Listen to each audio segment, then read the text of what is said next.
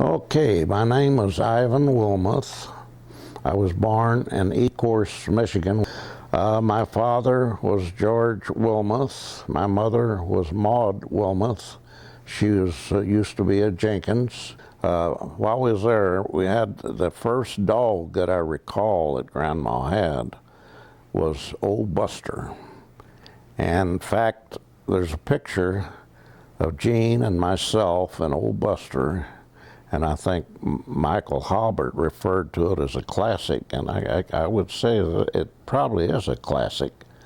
And I was hanging, someone probably said, now don't let the dog get away, don't let him move. So I was hanging on to him for dear life, and Old Buster was sitting there with his poor head down.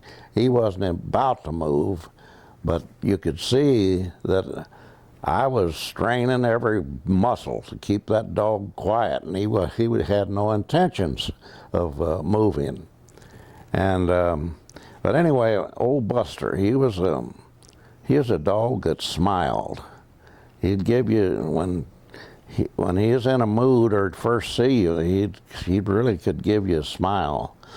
And I remember we lived in this little house that we rented from Harry Gillum. And late one night, we heard a scratching at the door. I guess Buster was what you'd call a very romantic type. He liked the lady dogs, and he traveled all over the country. And we heard a scratching at the door, and Mom, well, she was scared. She thought somebody was trying to get in. She said, "Get away from here. You try to come in and I'll shoot you." And of course, she didn't have a gun and wouldn't know how to use it if she'd had one. And finally, I guess she thought, well, that might be Old Buster. So she opened the door. Old Buster came in, and he was just so happy to see us. He was grinning ear to ear. He was just as happy as he could be. So that was our burglar. And I think we let Old Buster just stay in there that night, and he spent the night with us. Another incident to show you about instinct of animals.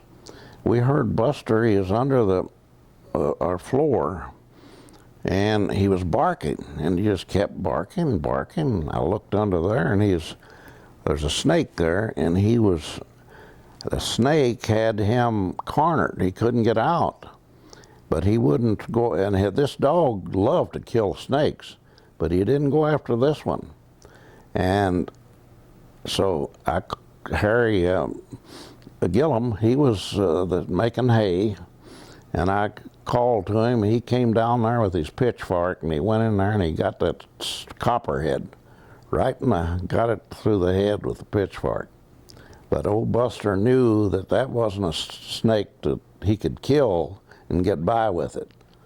So that was a lesson in the instinct and the intelligence of animals.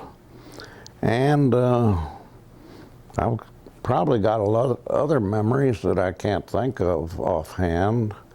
But when I was 18, I was drafted into the service, and I went into the Navy in November of 1943, and was in the hospital corps, was stationed at Seattle Naval Hospital, and at that time, most of the hospital corpsmen were being assigned to the Marines.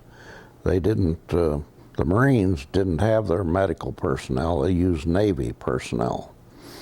And that was the one place that you didn't want to go. It was very hazardous. And just by good luck and the grace of God, I got assigned to a ship. So went aboard ship, an assault transport.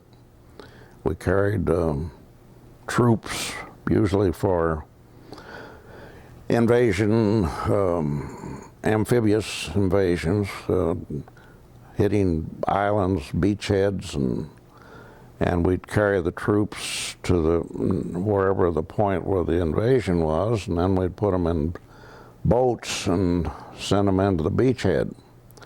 And the first place we had was Iwo Jima, and it was very bad. Well, after I seen what went on there, I was even more thankful that I was aboard ship. They had these young Marines, and the thing I recall, well, the day before we went ashore, the day before D-Day, they had a turkey special dinner for everybody, and the next morning, just as they was going ashore, a lot of them had diarrhea, and that was a bad time for diarrhea. And they went ashore, and I remember I was at the general quarters post up in the forward part of the ship, and these young Marines were getting their gear together and getting their backpacks on, but there's a lot of material that they was discarding, and they was throwing stuff here and there, and they had gear all over the place, and they just leaving it. But I noticed, and they acted so happy. They acted as though they was going on a great adventure. But I noticed one older Marine standing over there and just watching them, not saying a word, but just looking them over. Well, later, I'd figured out what he was thinking. He is thinking, you poor devils, you don't realize the horror that you're facing. And in a few short minutes, you're going to see that this isn't a picnic. It isn't a great adventure. It's a horror. And but they went ashore, and it was very, very hazardous. A lot of casualties. And then we made the invasion of Okinawa. That wasn't so bad as far as casualties. But I guess the worst thing was we had a lot suicide planes. What the hell they call them? Kamikaze. And we had a lot of those, but there was so darn many ships there and so much firepower that those planes just didn't have a chance, and the odds of getting hit was very small because there's so many vessels out there. And we had that, and then the big experience I had that I'm very grateful for, we were one of the ships that took troops in the first main troop invasion or occupation of Japan after the war was over. And it was a very adventuresome, fantastic situation, because as we pulled in Tokyo Bay, of course, when you pull into a bay that your officers and captains not familiar with, you have to have a pilot that's familiar with that bay, with contours and all that. And so we brought this Japanese pilot aboard and to see that enemy coming up the gangplank, and he's going to take charge of the bridge. And that was a very strange situation. And I forgot to mention about Iwo Jima. We got about five, I guess you'd call them shell-shocked. They was very bad shape. They just, every movement scared them. They were scared of everything. And they were in bad shape. And we also had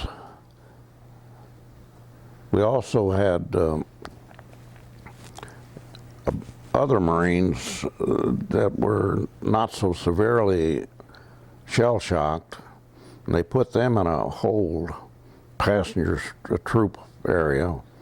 And then they had me stand by the door and they told me, now don't let these guys get out of here, don't let anyone pass. Well, I made up my mind I was not going to fight them. If they wanted to get out, they could get out. But they didn't cause me any trouble. They acted like they was reverted to their childhood. They like a bunch of kids. And so that, but the thing the big experience, of course, was when the peace treaty was signed on the Missouri. That was an opportunity and part of history, a very important part of our history. So that's about the extent of my, I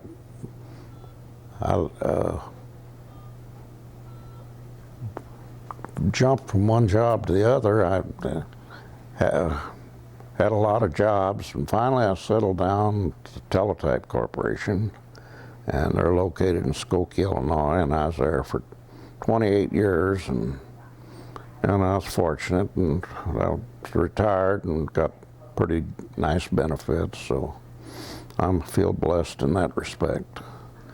And that's just about the extent of my life.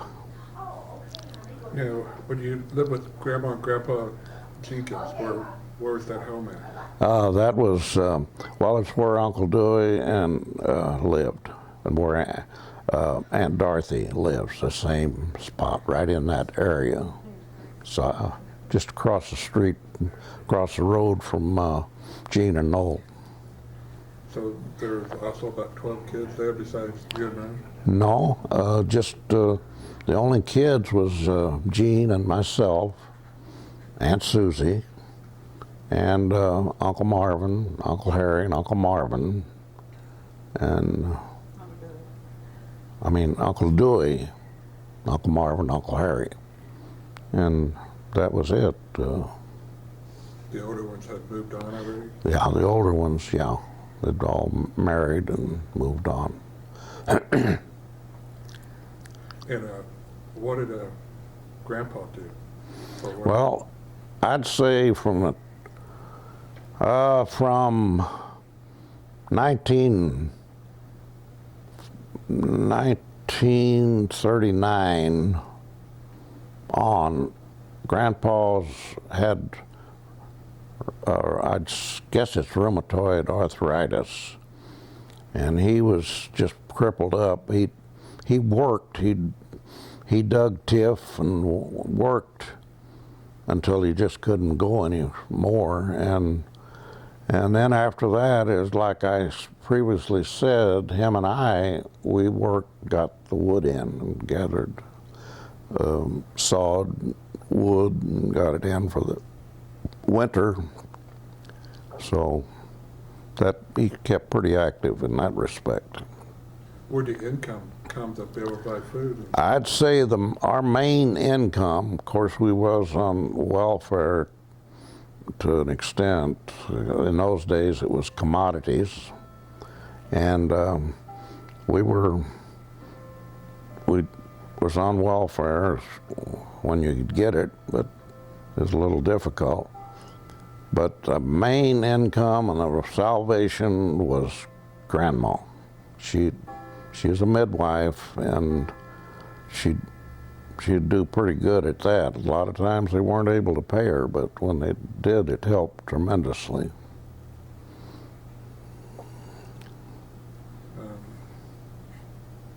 They had one old cow. They had animals, livestock? Not really. One old cow. Did they have a cow? One cow. I don't think they raised any hogs, did they? I don't think. Chickens, they had chickens. Now, you started school when you were living with them? Right, yeah. Oh, no, St. Louis. Huh? You started school in St. Louis? Well, the early years, yeah, it was St. Louis. That wasn't a very good memory in St. Louis. I was seemed like the kids used me as a kind of to pick on, and they would pick on me, and teachers, nobody paid any attention, and just luckily Aunt Cleo lived next to the schoolyard, and she had her eye out, and she got onto them and yelled at them, and they'd leave me alone. So How much did you go to school in St. Louis? I'd say maybe one term, or not even a part of a term. First grade or? Probably, yeah, first grade or kindergarten. What area of St. Louis? At this time, I don't remember where it was at, really. So when you moved down here, that's when you moved in with Right, yeah. and you started going to school at the sitting school? Sitting school, yeah. How far away was that? Walked about a mile to school through the woods. And I Remember anything about the school? Oh yeah, very Built, heated? heated with a wood stove, one-room school, and to me it was a great school. I thought it was a pretty big building, but I know we'd have reunions. I'd go out there and it was nothing hardly, it was just a little small place. But I remember when Jean started her first grade, and it was the worst time. We had, previous to that, we had a teacher, his name was Paul Farmer, and he was really a great guy. And he was easy on us. He wasn't a disciplinarian at all. And I remember the one incident, we had this Lloyd Johnson, I believe was his name. Lloyd? Floyd. Well, wasn't that the older one, Floyd? Well, the younger one that was pretty severely retarded. Floyd? Okay. And he just wasn't learning, you know. He didn't have the ability to learn, keep up with the rest. So the teacher gave him special treatment. And when he would read, where the others just get up and do their reading, he would have Floyd come up right by him, and they'd stand together, and he'd have Lloyd read, or Floyd, whatever, and he'd read about this frog, frog, yump. And the teacher, they'd laugh. They had it worked out. And he'd laugh at the teacher, and the teacher, they'd laugh with him, and they enjoyed that. They seemed to, that was a special time. Well, we got this Albert Darst. Well, he was a different type guy altogether. So this poor kid came up by Darst, and he went through the routine like he'd done with the previous teacher. And he went through that, and he said, yump, frog, yump, and he looked up at Albert Darst and grinning and laughing. That Darst jumped all over that poor kid, just scared the hell out of him. And his dad came the next day and talked to the teacher and told him, you know, said, this kid's slow, and you got him really upset, and I wish you'd be a little easy on him. So he did take it easy on him. But he had us, this teacher, Albert Darst, had us all really scared, everybody. He had us, his bluff in all of us. And Jean, I know he was going home, and she said, I think I'll just wait and not go to school until it's time for me to go to high school. And she did. It was difficult. It was difficult for everybody, but especially if it was your first experience with school. That was very difficult. Did you help carry wood in to keep the fire going at school? Did teachers do that? Or? You know, I don't know. I can't recall who done that. I guess the kids probably just took turns bringing the wood in.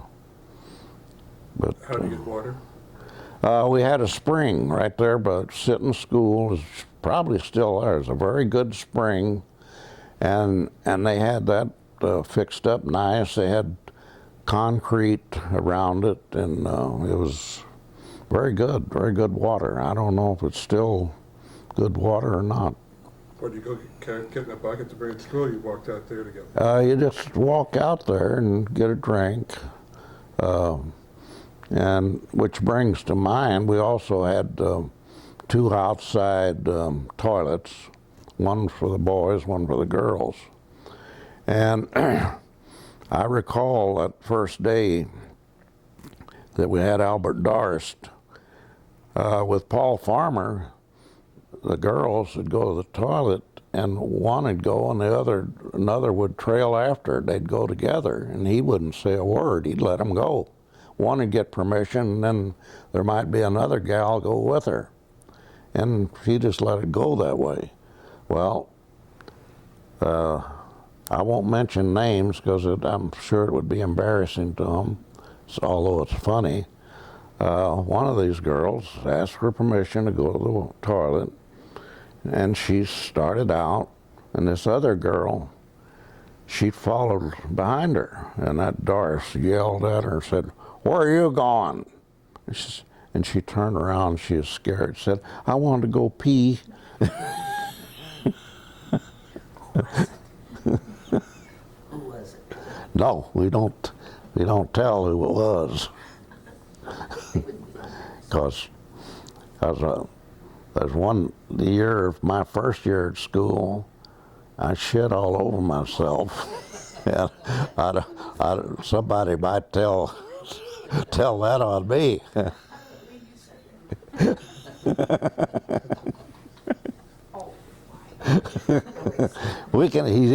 He edits this. Now, when you started high school, how did you get out to Belgrade? We lived there. So you'd moved from Hazel Creek out to Belgrade by then? Right. Everybody, Grandma and Grandpa, is that when Grandma and Grandpa moved out there too? No. I was with Mom. Mom, she when Joanne came along, I started living with her and Joanne. Was it that house where she always lived down at Belagrade? No, let's see, the first house we lived in, probably the building's not even there. It was near Walter's, right, I tell you where it was. It's where the Belgrade State Bank building is. It was a house that had a store, a doctor's office, and a building that adjoined it, or we lived there. And then later, let's see, I think we moved to a building out on a farm. It was Bobby I don't know if you know him, but it was his aunt. And we lived there a while. And what was the Belgrade High School? Was that when they had the two-story? Right, yeah, that was it. Mm-hmm. Remember anything about that?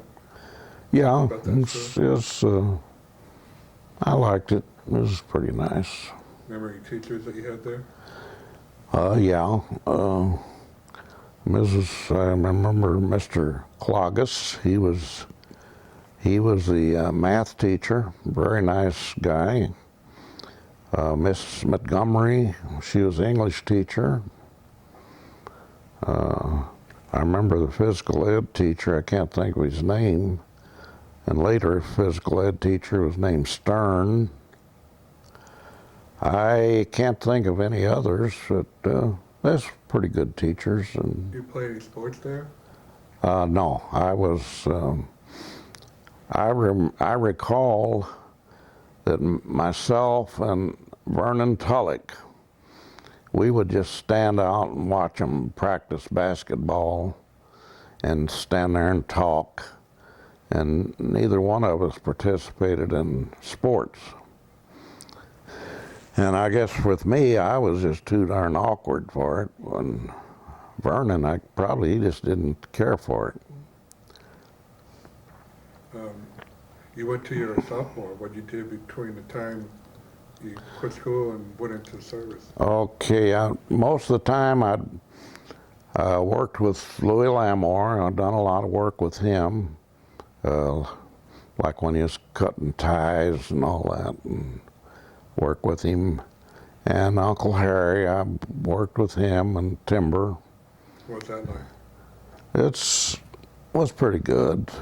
Louis was a real easy guy to work with. He'd just take his time, but yet he got the job done. He got work, we got things accomplished.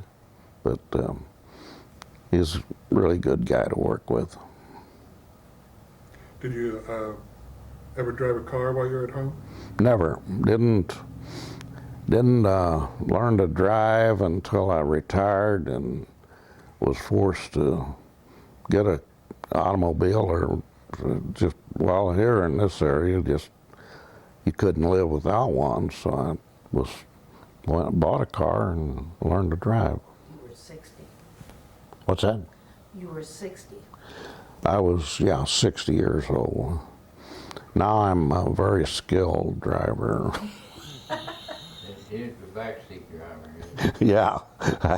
If I didn't have Wanda there to show me how to do it, I'd be lost. It's very knowledgeable. Of course, she doesn't know how to drive. Do you remember any games that you played while you were in grade school? Any games? Yeah. Oh yeah. Wolf Over the Ridge, that's the first one that comes to mind. That's a game, I think sit in school, they had these mounds. I guess it was probably Indian mounds. And once one group would get on one mound, the other, and then you'd try to come through and not be tagged. And if you would, I guess if they tagged you, you'd have to join the other group or something like that. And I remember that game, and a little baseball, and then every once in a while, certain things would come up, like we'd make hoops. I guess it's the bands that go around wagon wheels. It's steel, like a little wheel, and you get a stick, put a tobacco can on it, flatten it out, and make like a little groove out of it, and then you could push that hoop. Or they'd make little gadgets that would shoot like an arrow you'd make, and you put a rubber band on them and shoot them things, and we'd enjoy that. Stilts. What's that? Stilts. Stilts, yeah. I had stilts. Wanda has a interesting story about stilts. She worked very hard to make herself a pair of stilts. And her brother, he's a bit older than her, he asked her to use her stilts. And she said, okay. So of course he was a big, heavy guy, and he got on those stilts, and right away he broke them. And she was very upset, and he told her, said, I'll fix them. Well, when are you going to fix them? He said, tomorrow, I'll fix them for you. So tomorrow came, and she said, well, are you going to fix the stilts? And he said, I told you I'd fix them tomorrow. And every time he'd ask her, he'd say, tomorrow. I guess he never did fix them, never. So tomorrow never came. So you got inducted into the service. You went up to Jefferson Barracks? I went to Jefferson Barracks. I was 6 foot tall. I weighed 126 pounds. And these big husky black guys, right and left, they was calling them, go to the 4F room. Boy, they'd get up laughing, happy, and they'd go up to the 4F room. And some of the guys, well, we'll take you in the Army, or we'll take you in this and that. And with me, with as skinny and scrawny as I was, I went in this room and they said, you got your choice. They had a Marine guy and a Coast Guard, Navy, and Army. I had my choice. So I picked the Navy. And then from there I took boot training at Farragut, Idaho. And the first enlistment, the records, we went down to the Federal building and we had these boatswain's mates and whatever, you know, guys that had authority, you know, but just very, very congenial. And I thought, well, this Navy's not bad. These are big shots and they're awful nice to us, so this is going to be great. And we got on a train, went out to Farragut, and that one guy come around, told us, well, it's been nice being with you guys, and said, when you come through St. Louis, just drop in the Federal building and come up and say hi. And I thought, boy, this Navy's not that bad. Well, we got in line for our first meal. We was hungry and it was late. You go through that line and those guys take that food and they'd try to knock that tray out of your hand. And from then on, it was abuse, verbal abuse from then on. And I can remember it was our clothes is fitting us up. And usually those jackets you get in the Navy, those dress jackets, usually they're too loose on people. They don't fit right. Well, mine, the darn thing fit. And I had to struggle to get it on. Well, of course, I wasn't, there's a certain way to put that jacket on, to get it on. And I wasn't on to that. And that guy that was there helping me, he said, I damn said, I'll get that on you. And he took that, and I was standing there, and he pulled it down, and I thought he was going to break my back. And finally, I got it on. and then we got out of there, and somebody asked me, what company are you in?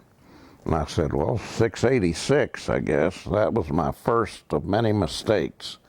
It was 989. I read it upside down. And then we went to the barracks, and then from then on, it was just one mistake after another. And I thought in the military that you'd make a mistake, you was in big trouble.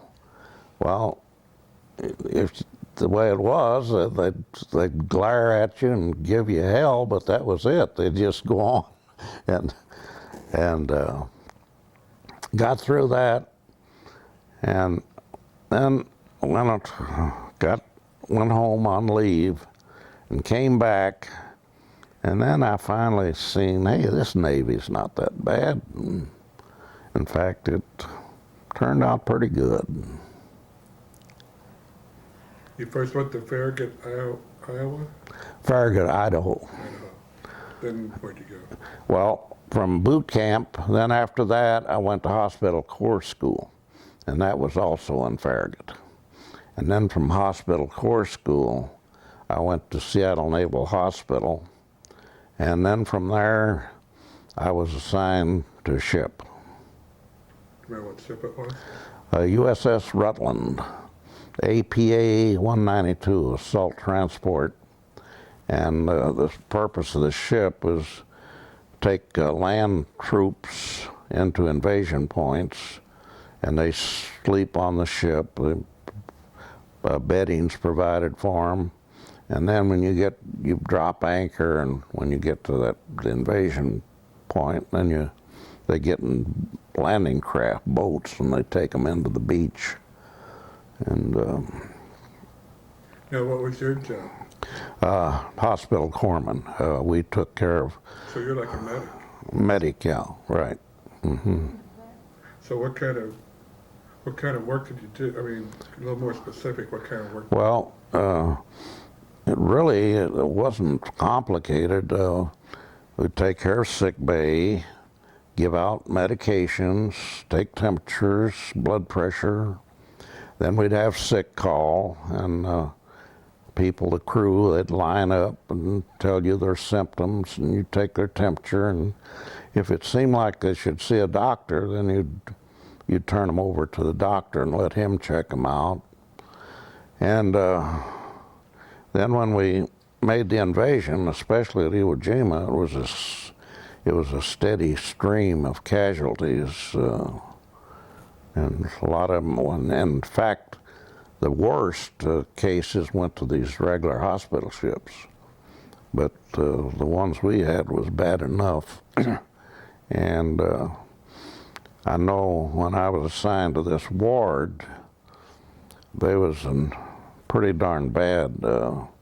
We had these morphine, they called it syrettes. It's like a little tube with a needle at the end of it. And when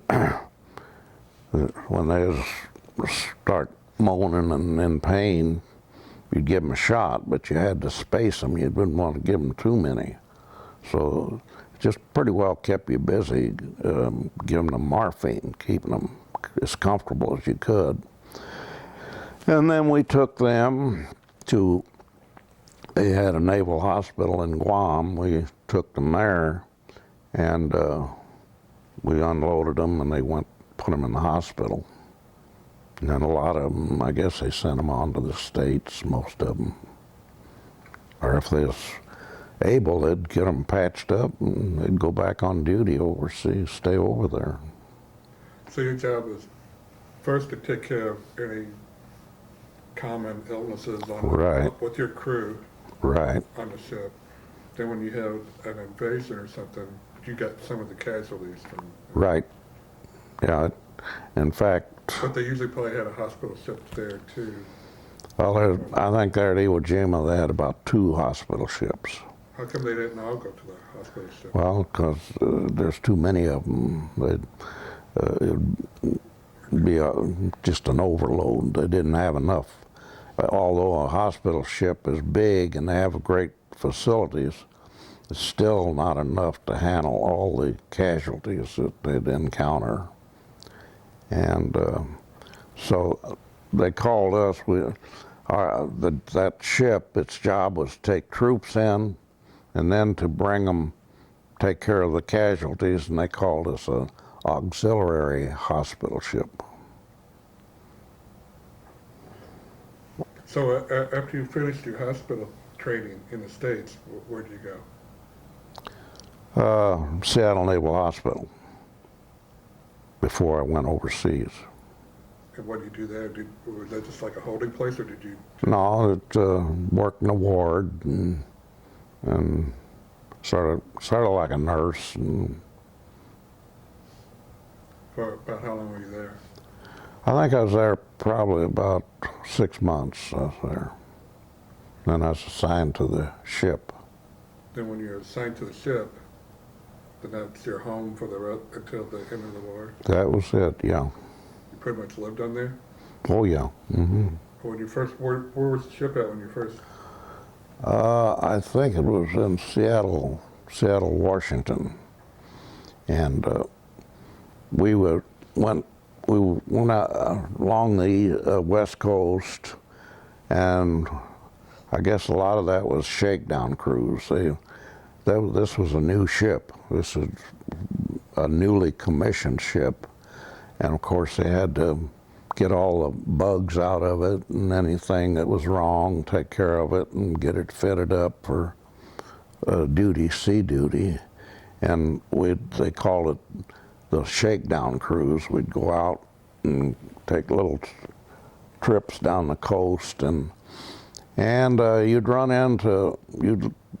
learn about being seasick along the coast, because they had ground swells, they called them. And it was it was rougher than being out on the ocean. It didn't look that bad, but you got to get a lot of ground swells, and so the people that was subject to seasickness, they would get sick right away. And so we were there until we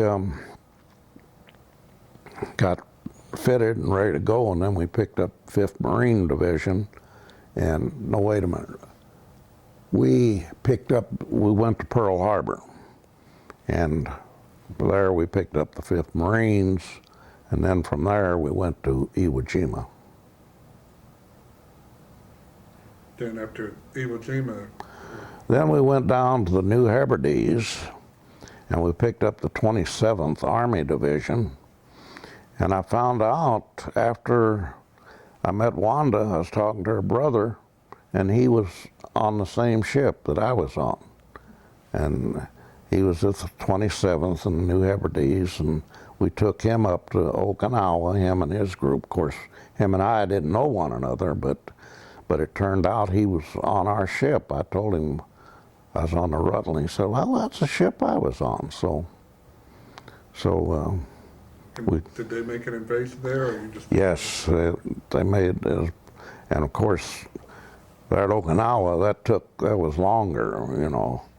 You had And to hang around there for that, or once you? no, we didn't stay there for that. But her brother, he was in seen a lot of action there, and he was a sergeant, and he had to sort of lead these guys in. And what did he sing? Wabash Cannonball. He'd sing the Wabash Cannonball, and those guys, they liked that. They felt better having him, taking that attitude. And so then you left from what do you say? It's Guadalcanal. No, Okinawa. Okinawa. You left from there. Where'd you go to? From there, then we took our trip. About that time, I think we went to the Philippines, and then about that time, that's when they dropped the first bomb on Hiroshima, and then Nagasaki, and then after that they started peace feelers, and Japan surrendered, and then we picked up the 1st Cavalry there in the Philippines and took them to Tokyo Bay. Tell them about the Iwo Jima, how you saw the mountain sawed off during the night. Well, about a day before we got there, you could look off in the distance and see flashes. It's like a thunderstorm coming up. It's lightning. Well, it really is a bombardment of that island. And then we got there and we sent the troops in and this and that. And until I went to work and was taking care of casualties, I'd stand out on deck and see it. And it was quite a distance, and see these planes coming in and doing their job and this and that, and you see the smoke coming up. And it didn't look too rough from that distance, but I'm sure it was. But anyway, after we had a lot of casualties, and they made the announcement that's Mount Suribachi. We first got there, it's quite a little mountain up there. And then later, the thing started leveling off, you know, they beat the heck out of it. And then later, they made the announcement that they placed the American flag on top of Mount Suribachi, and went out there to look, and I could see that flag there, and that felt pretty good. But these ground troops, man, that was rough. It was rough.